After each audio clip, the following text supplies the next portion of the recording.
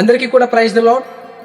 ఈ యొక్క 30 days praise start చేసి నేటికి 16 days కంప్లీట్ అయ్యిందండి.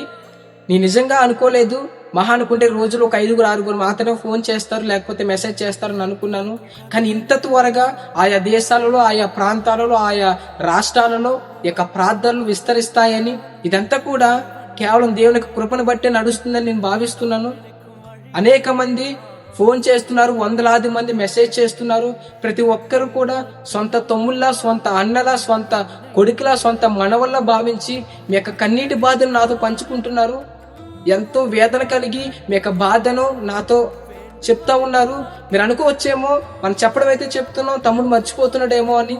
లేదండి, ఎంతమందిలో మీ యొక్క పేర్లు మీరు మర్చిపోవచ్చేమో కానీ మీ యొక్క ప్రార్థన అవసరతని మర్చిపోలేదండి. ప్రతిరోజు కూడా నేను భారం కలిగే ప్రార్థన చేస్తున్నాను. మీ బాధను నా బాధగా నేను భావించి ప్రార్థిస్తున్నాను.